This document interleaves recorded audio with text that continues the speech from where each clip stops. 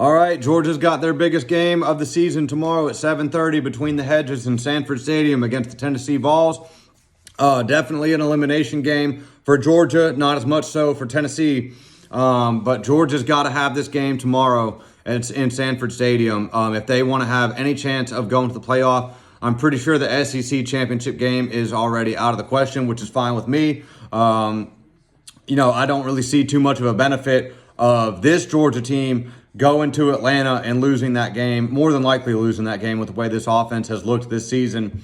Georgia needs to go out there and beat Tennessee tomorrow, beat UMass, and beat Georgia Tech, and find their way into the playoff that way and see if we can start playing better football from this point on in the season. Everything that Georgia wants to do is still ahead of them, minus the SEC championship. You can still win the national championship this year, but you got to start playing a hell of a lot better on the offensive side of the ball, and that starts tomorrow night against the Tennessee Vols. So Georgia opened up as a 10-point favorite in this game. Since that point in time, we have found out that Trevor Etienne, the Georgia running back, is out. Cash Jones is questionable. Nico, Tennessee's quarterback, I'm not going to attempt to say his last name, was questionable and was in concussion protocol for the majority of this week. Josh Heupel has said all week he expects Nico to play. I expect Nico to play. I think Kirby Smart and the team expects Nico to play. I saw something right before I started doing this video that he had been cleared. I'm not sure if that's true or not. I really didn't look too much into it before I started doing this, but I expect Nico to play. So Georgia has to have this game tomorrow. We are coming off a total ass whooping that was put on us by the Ole Miss Rebels last week. Georgia's now got 2 losses on the season. Been quite a while since Georgia has had 2 losses in the regular season. I think it was 2020. So the Dogs are down bad right now. And you got to win this game. Georgia has got to win this game. And I think they can do it. I think they will do it. I've got Georgia winning this game. The last time that Tennessee came to Sanford Stadium was in 2022. The Georgia fans set the record for loudest stadium in the country at 134 decibels, constant throughout that game. I looked to the Georgia fans and challenged the Georgia fans again to break that record in this game. This is a night game, a 7:30 kick, and it's one that we've got to have. And I expect the fan base to rally around this wounded Georgia team and help these Dogs to a victory. Our defense has got to get home to Nico, to the Tennessee quarterback. We've got to get him on the ground and force some turnovers in this game and get some points off turnovers and give our Georgia offense that's struggling a short field. On the other side of the ball, though, the Georgia offense, we have got to be much more aggressive in this game. We're going to have to take shots and hit them in this game. You can't come out there with that same game plan that you had against Ole Miss. I think the coaches know that. That was pathetic and piss poor. Just a total disaster last Saturday, really. Our average yards to target from passer to target last week was 4.1 yards. Not going to get it done against Ole Miss, against anybody in the SEC. This Tennessee defense is really good, too. They've got really good pass rushers and a great defensive line as well, and talent all over the field. This is the best Tennessee offense that Georgia has played in quite some time. So Georgia's offense has got to come out aggressive. We've got to catch the ball when it hits us in the hands. We've got to have explosive plays in this game, and we've got to hit them. We've got to catch the ball in this game. I think we're going to have to pass to open up the run. Nate Frazier, we found out why he has not played much since the Clemson game, and it's ball security. It's fumbling the football. So Frazier's got to have a good game. He's got to be sure-handed. He is an explosive back. But I think Georgia's got to come out passing. Come out passing, hit the pass, catch the ball when it hits you in both hands, Georgia wide receivers, and then get the running game going. And I've got to challenge the Georgia offensive line to have their best game of the season tomorrow night, because the Georgia offensive line has drastically underperformed so far this season. They looked god-awful against Ole Miss. And I understand that you're shuffling guys in and out, but you've got a week to prepare for this Tennessee team. They're going to give you a real similar look to what you saw against Ole Miss on Saturday. Equally as talented. So the offensive line's got to get it together, and we've got to play well. Once we can get the Tennessee safeties back, opening it up with the passing game, that's when the Georgia offensive line has to take over the game. We've got to win our one-on-one matchups. We've got to push Tennessee back, and we've got to create a consistent running game. And I expect Georgia to do that. I mean, this is just one of those situations where you got to leave it all out there. You're playing at home. We've got the longest home win streak in the country. We've got a 7-game winning streak against Tennessee. This is an elimination game.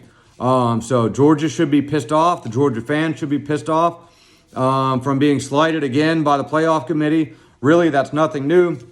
If you're a Georgia fan, you know, I'm used to that by now, seeing the playoff committee screw Georgia year after year. But in their defense this time, Georgia hasn't looked good in their wins. Georgia hasn't looked good in their losses. We do have the number one strength of schedule and record at this point in the season. We've played by far the hardest schedule out of any team in the country this year, going on the road to Alabama, to Kentucky, to Texas, to Ole Miss, all of those night games except for the Ole Miss game. So we've been everybody's 7:30 primetime game night slot. I've been complaining that Georgia hasn't had a nighttime SEC kick, and I can't even remember the last time. The last one I remember is 2014 Auburn, probably just because I was at it. Maybe we've had one since then, but not one that I can think of or that was as memorable. I do want to say that was our last top 10 SEC opponent to come in here at night for a 7:30 kick. So Georgia, you got to leave it all out on the field, and you got to be aggressive in this game. The offense got to be aggressive. We've got to take shots downfield. We've got to hit them. We've got to make plays. Give Dylan Bell the ball. I wouldn't mind seeing Dylan Bell back there at running back, running some toss sweeps. I mean, he played well at a standard, behind Carson Beck last season, or in the pistol at running back last year. Just give Dylan Bell the ball in whichever way you got to do it early and get this Georgia offense rolling. I'm sure Frazier's been working on all week ball security. We've got to have ball security in this game. And I think Frazier, if he can get a feel for the game, I think that he can get rolling. But our offensive line has got to help Carson Beck and the Georgia offense out. The offensive line has got to play their best game of the season. On the defensive side of the ball, you've got to get Nico on the ground, and our pass rush has got to get home in this game. We've done a really good job this season of stopping the run. The defensive line has been my surprise of this season. The D-line has played better than I expected, which is a good thing because I expected the D-line to be our weak point this season.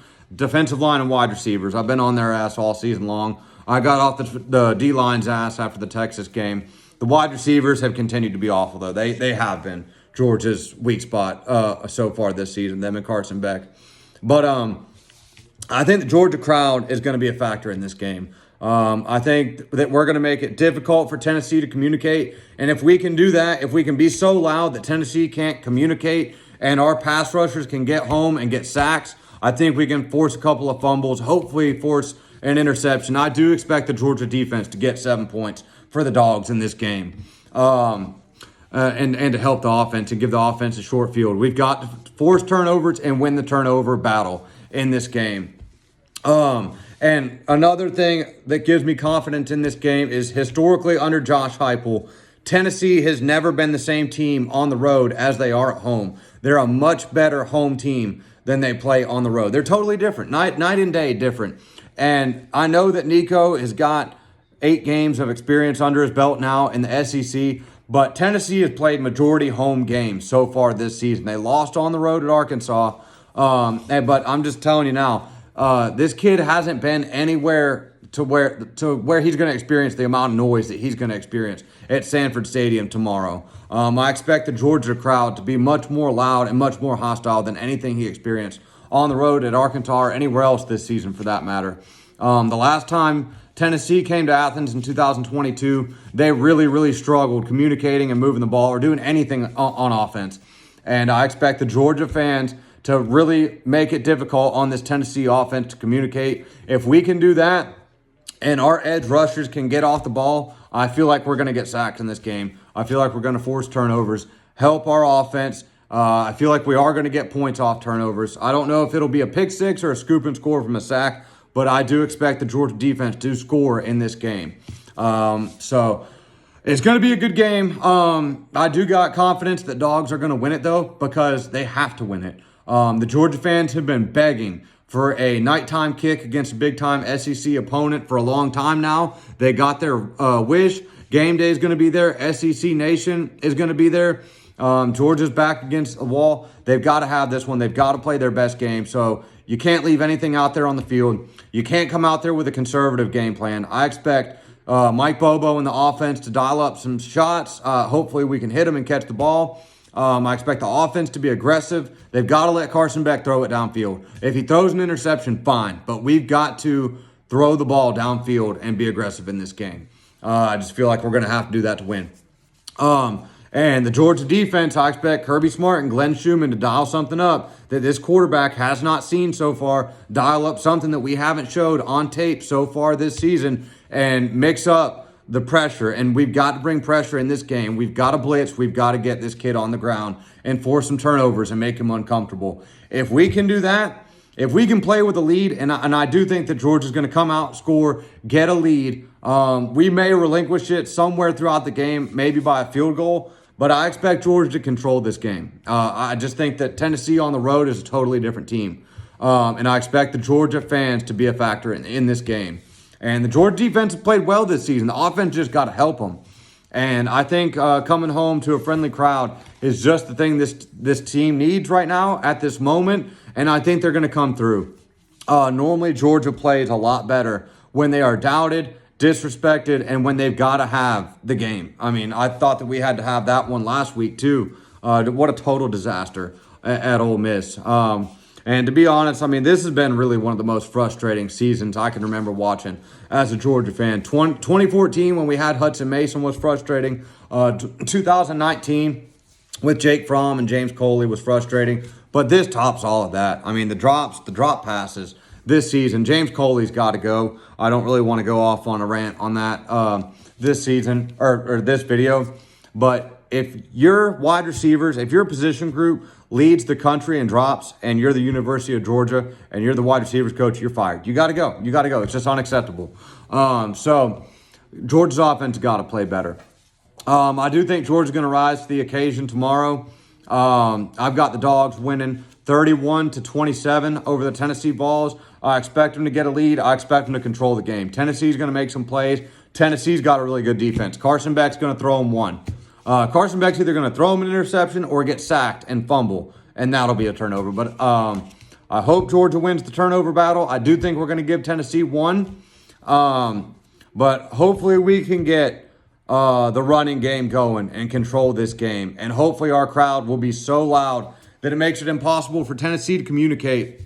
And Jalen Walker and Michael Williams can get home on Nico and force some turnovers. So we'll see. I'm going to the game. I'll be live at some point if I can get some service in Sanford Stadium. You guys already know who go to the games, how that is. Difficult to get service in there. But if I can, I'll be live at some point in the stadium. Looking for a big Georgia win tomorrow. I got the Dogs 31-27 over the Vols. Go Dogs. Hopefully I'll see you guys on Sunday talking about a big Georgia win. Y'all have a good weekend. Go Dogs.